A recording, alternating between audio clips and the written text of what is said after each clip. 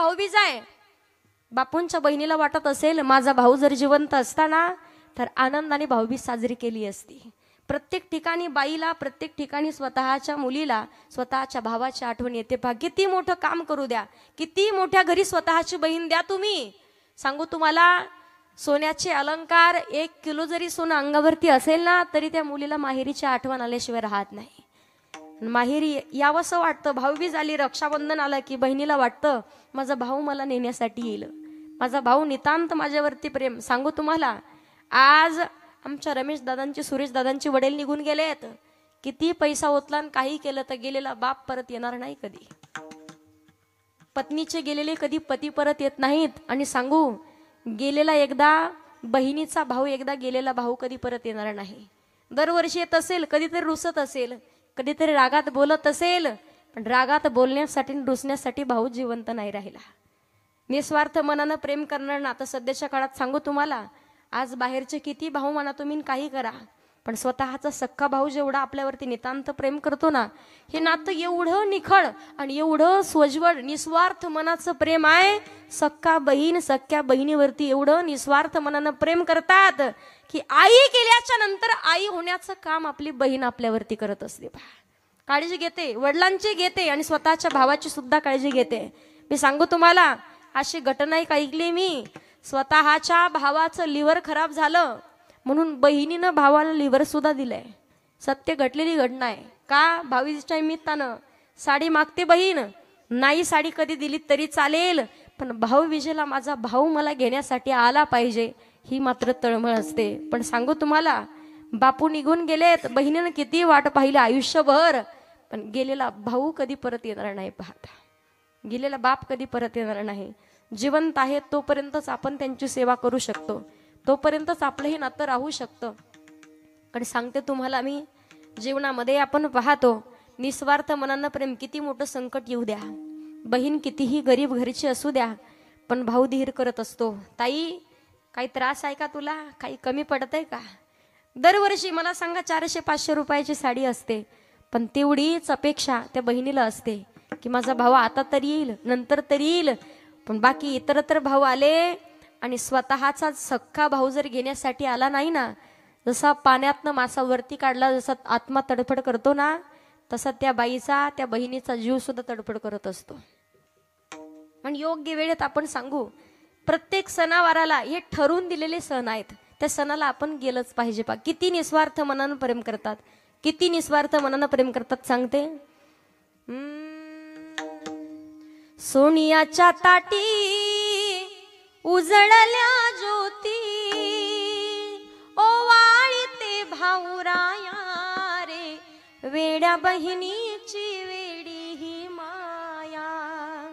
सोनियाच्या ताटी उजळल्या ज्योती, ओवाळीते भाऊराया रे, वेड्या बहिणीची वेडी ही माया. निस्वार्थ मनानं प्रेम असतं ते, निस्वार्थ मनानं प्रेम. किती निस्वार्थ मनानं प्रेम करतात. भाऊ बहिणीचं नातं निस्वार्थ, स्वच्छ आणि निखळ प्रेम असतं. मला सांगायचं, विचार करावा, जोपर्यंत आईवडील जिवंत आहे तोपर्यंत. निघून गेल्याच्या नंतर रडण्याशिवाय पर्याय आपल्याकडे उरत नाही. मग विचार करावा जो साधू संतांनी केलाय, विचार करावा जो संत मीराबाईंनी केलाय. जीवनामध्ये संत मीराबाईंनी विचार केला, अखंड कंठात भगवंताचं नामचिंतन केलं, म्हणून विष का प्याला राजाजीने भेजा. विषाचं प्राशन केलं, पण परिणाम संत मीराबाईंवरती नाही, गोपाल कृष्णाच्या वरती झालाय. पहा, विचार करावा, केवटानं केलाय तो विचार. भगवान परमात्म्याचे चरण धुण्याची संधी साधली, योग्य विचार केला आणि जगाच्या मालकाला सुद्धा नौका वल्लवत वल्लवत गंगेच्या तटाच्या पार सोडलं. प्रभू रामचंद्राला केवटानं विचार करावा, जीवनात योग्य विचार केला, अखंड भगवंताचं नामचिंतन केलं, बोटभर चिन्नी दिली, पण त्याच्या बदल्यामध्ये भगवान परमात्मानं 999 धाग्याच्या बदल्यात 999 साड्या दिल्यात. का? हरे राम हरे कृष्णा, कृष्णा कृष्णा हरे हरे, हरे राम हरे कृष्णा, कृष्णा कृष्णा हरे हरे.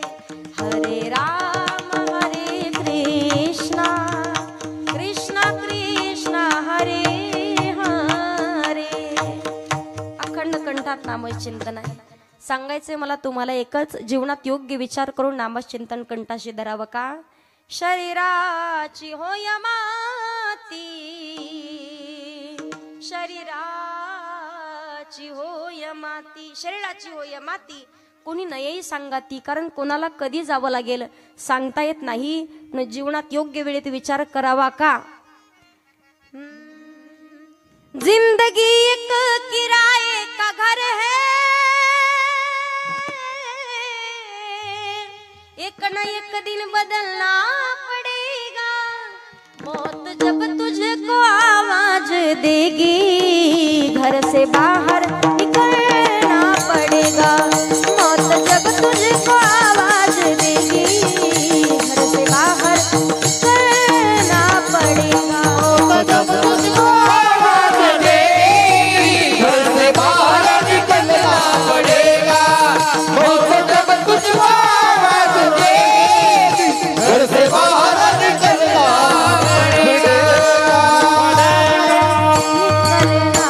पड़ेगा.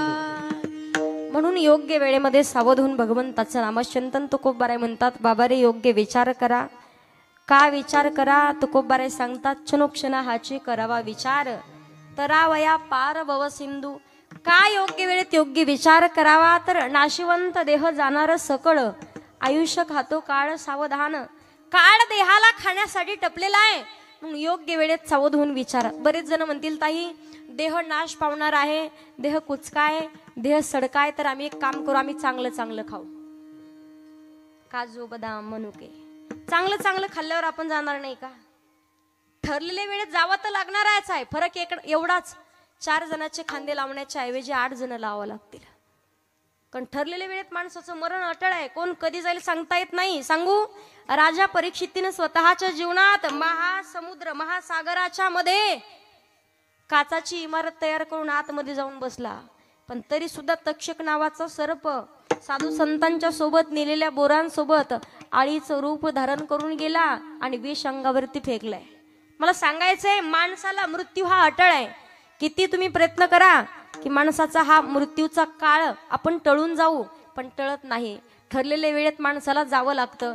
मग देह नाश पावणार आहे, देह कुचकाय, देह साडकाय. कारण माणसाचं आयुष्य 4 दिन की जिंदगी 4 दिन का मेला है. आया तो अकेला जग में, आया तो अकेला जग में, आया तो अकेला जग में, जाय भी अकेला है. 4 दिन की जिंदगी 4 दिन का मेला है. त्यासाठी ठरलेल्या वेळेत योग्य वेळेत नामचिंतन. बरेच लोक म्हणतील ताई परमार्थ करू म्हातारपणी, नाही करू शकत का. नाक मुख गळू लागले लाळानी. आणि म्हातारपणचा परमार्थ म्हणजे घराला आग लागल्यानंतर विहीर खोदण्यासारखा आहे. एखाद्या घराला आग लागली आणि म्हणे पाणी आणा पाणी, अख्ख्या चिंचखेड मध्ये पाणी कुठंच नाही. एक काम करा म्हणे, एक विहीर खोदा, त्या विहिरीतून पाणी काढा, मग घरावर घर राहील. राहील का घर राहील का. विहिरीतून पाणी काढून घरावर टाकेपर्यंत घराला आग कशी लागते माहिती का.